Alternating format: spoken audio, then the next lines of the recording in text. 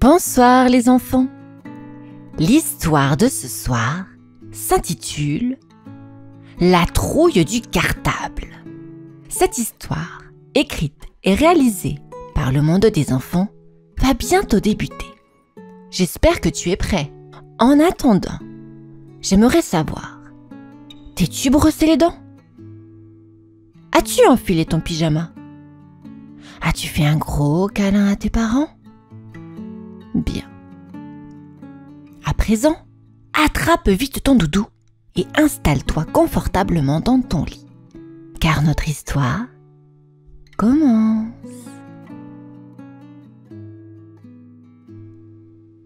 Dans une minuscule boutique, cachée au fond d'une ruelle en forme de serpent, vivait une vieille couturière au chignon pointu. On l'appelait Madame Papillon, parce que ses doigts, fins et agiles, voletaient sur les tissus comme des ailes en soie.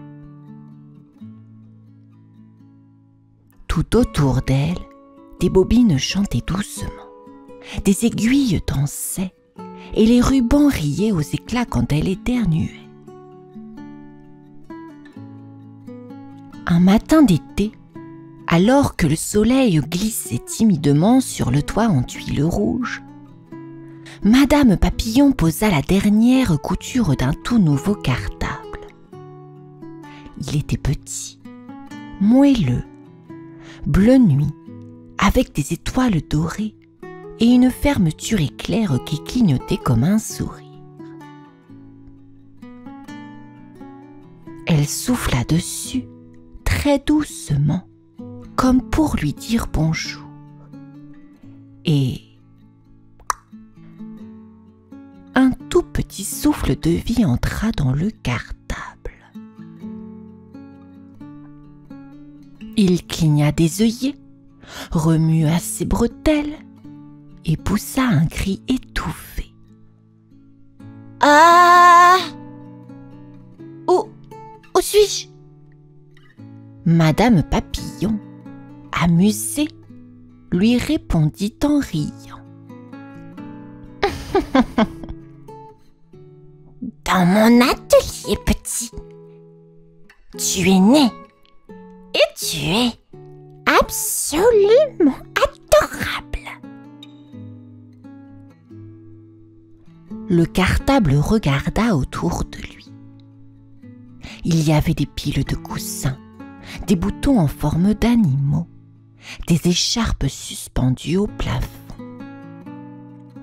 C'était doux, chaud, rassurant.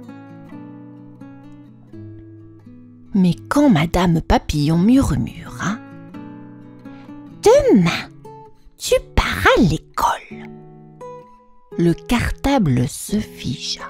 « L'école ?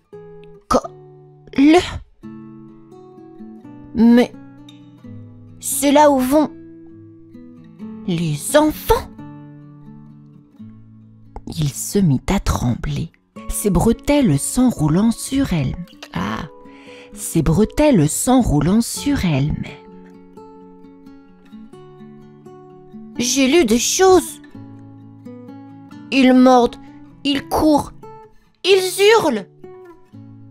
Et ils mettent des bananes écrasées dans les poches. » Madame Papillon sourit tendrement et tapota sa couverture. « Allons. Tu verras. Ce ne sont que des petits humains. Ils ont peur, eux aussi, tu sais. » Mais le cartable n'en menait pas large. Il avait la trouille. Le lendemain matin, très tôt, le ciel était encore en pyjama. Des nuages roses bâillaient au-dessus des toits, pendant que l'atelier de Madame Papillon s'illuminait d'une lueur dorée. Elle enveloppa le cartable dans un joli papier bleu à pois jaunes. « Ne t'inquiète pas, dit-elle doucement. La boutique où tu vas est pleine de lumière, de crayons de couleur et de rires d'enfants. Mais le cartable, bien que bien ficelé, gigotait dans son papier. Rire d'enfant? Tu veux dire ces bruits stridents qui transpercent les oreilles? Madame Papillon rit dans sa barbe. Puis, elle le confia au facteur, un vieux monsieur au sourire fripé, qui l'installa dans sa charrette à roulettes. La route jusqu'à la boutique fut longue. À chaque chaos, le cartable bondissait un peu plus de peur. Et si je tombe dans une flaque? Et si un bébé me bave dessus? Et si on me choisit? Quand il arriva enfin, il fut placé bien en vue sur une étagère en bois clair, entre un sac à dos en forme de dinosaure et une trousse licorne qui chantait quand on l'ouvrait. Tout autour, des affiches disaient « Vive la rentrée !» et « Bienvenue les CP !»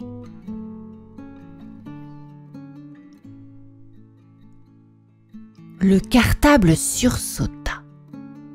Il observa les enfants qui entraient avec leurs parents.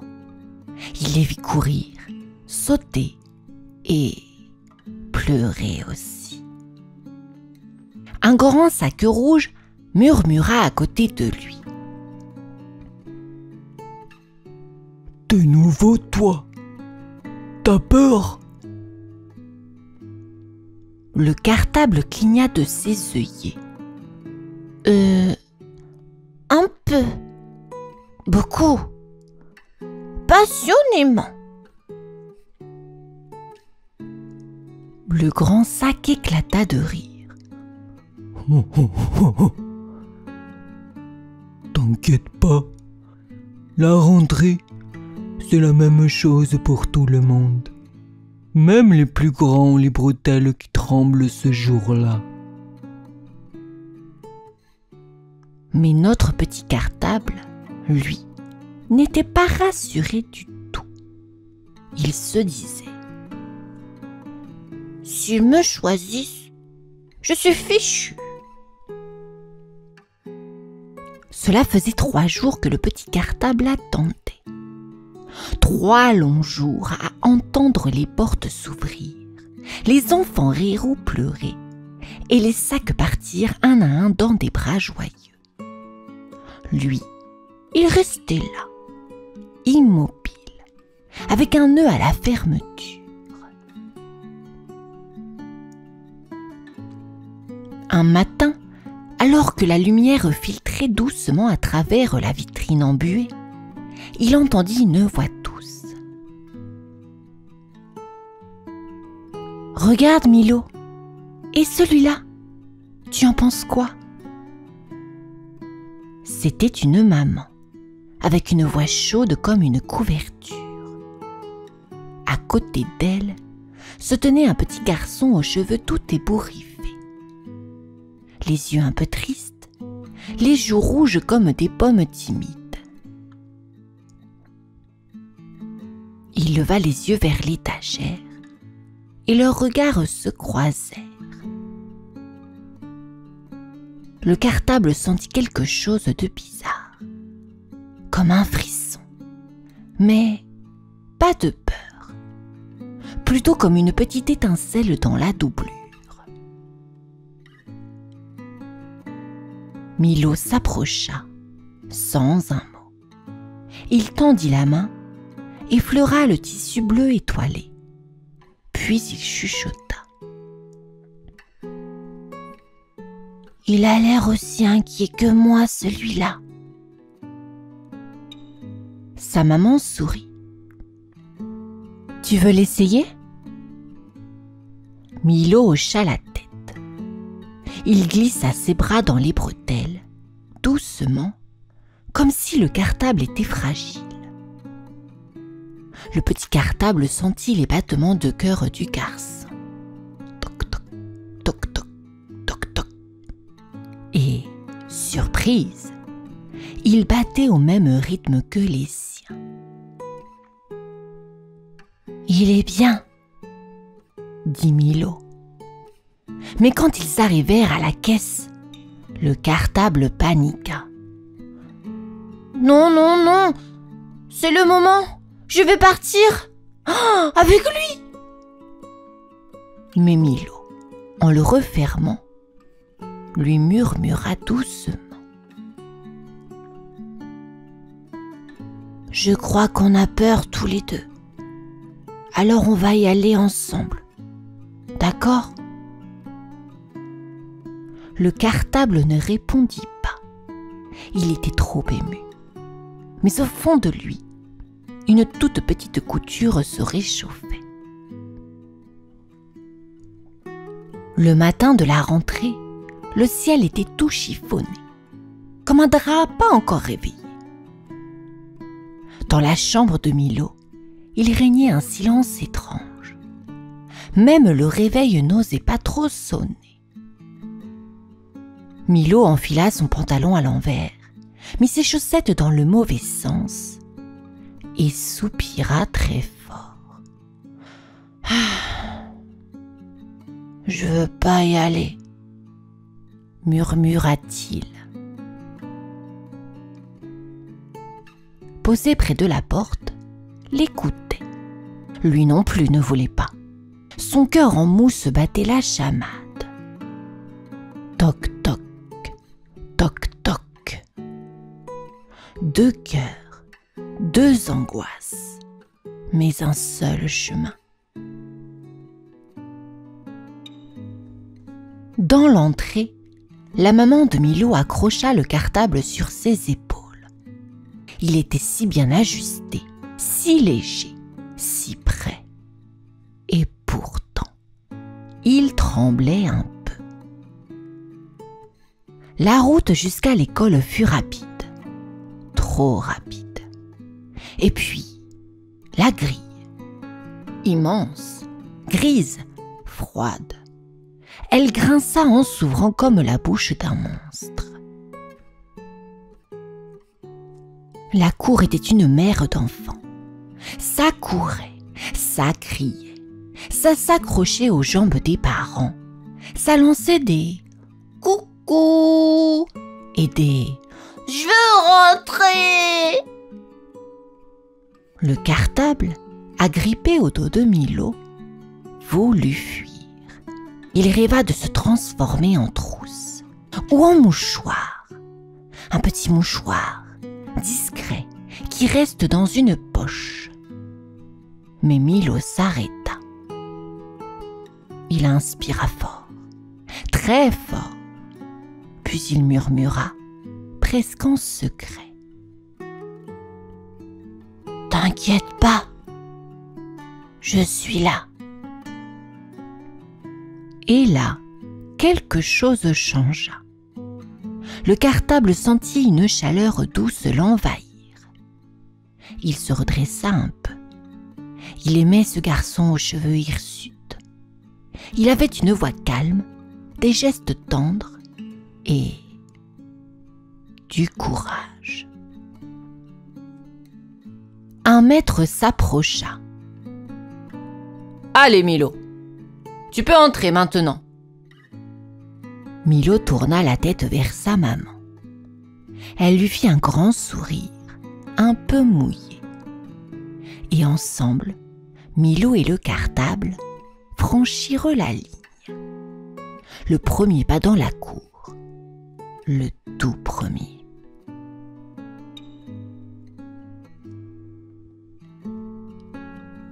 La matinée passa comme un rêve flou. Le cartable sentit des crayons glisser dans ses poches, un cahier à grands carreaux s'installer dans son dos, et même une pomme, toute brillante, qui roulait parfois doucement à l'intérieur. Milo écoutait, écrivait, levait timidement la main.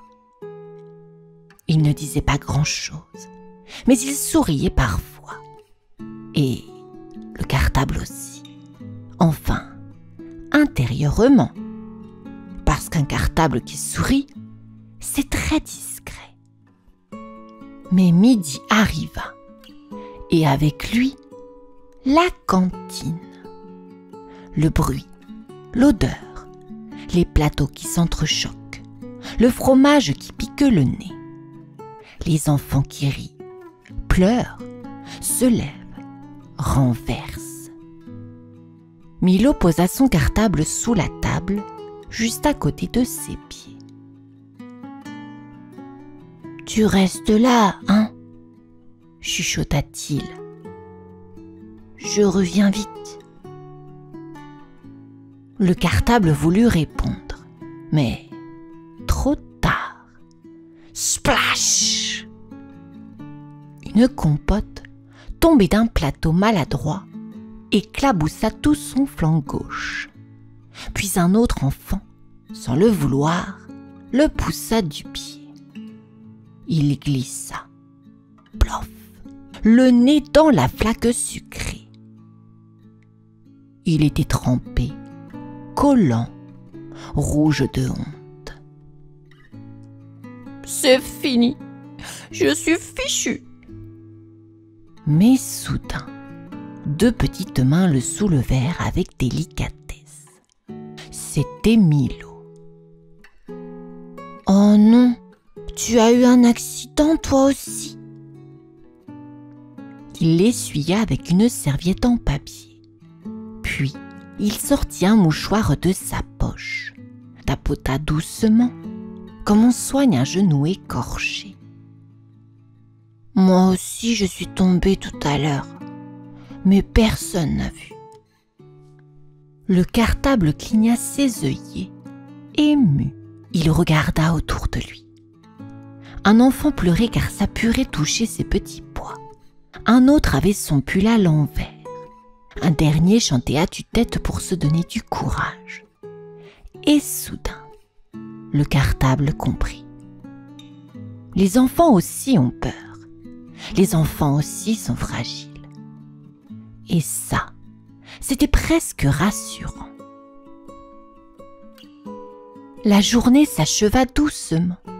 Le ciel s'était habillé de rose et d'orange, et les feuilles des arbres dansaient comme des confettis de fin de fête. Dans le couloir de l'école, les parents attendaient. Milo, le cartable sur le dos, avançait d'un pas plus léger qu'au matin. Il ouvrit la grille. Sa maman l'accueillit avec un sourire fatigué, mais fier. « Alors, mon chéri, c'était comment ?» Milo haussa les épaules, mais ses yeux pétillaient. C'était grand, bruyant et bien. Il tapota doucement le cartable. Et lui, il a été super courageux. À la maison, Milo ouvrit doucement son sac. Il en sortit un dessin froissé avec un soleil énorme, un petit mot de la maîtresse. « Très bien, Milo !» Une coquille de noix ramassée dans la cour et une compote presque pleine.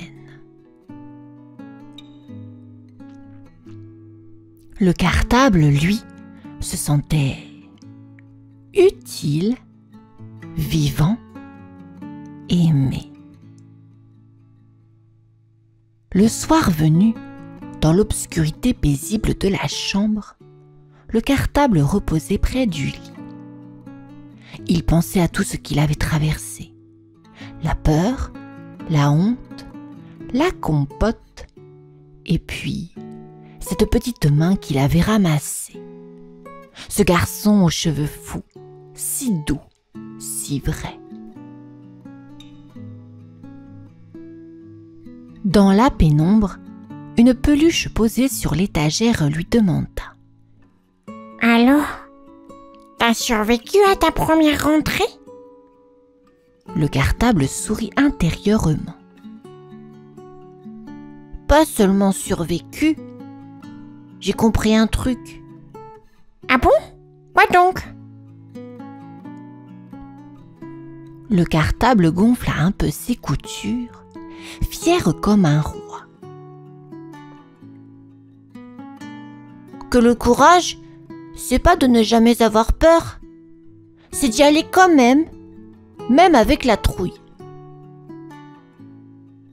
Et là, dans le silence du soir, entouré de crayons endormis, d'un cahier qui ronflait et d'une trousse licorne qui brillait faiblement, le cartable s'endormit à son tour. Fier, légèrement taché, mais heureux.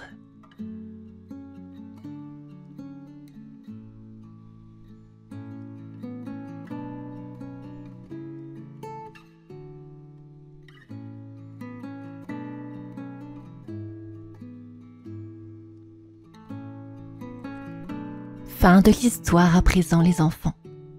Lundi, c'est la rentrée. Je vous souhaite bon courage. Vous avez le droit d'avoir peur, mais soyez courageux comme ce cartable. Vous verrez, vous y arriverez. Vous êtes capable. Vous êtes fort. Je vous souhaite à présent de faire un gros dodo. Profitez bien du week-end avec les parents. Et on se retrouve lundi. Au revoir.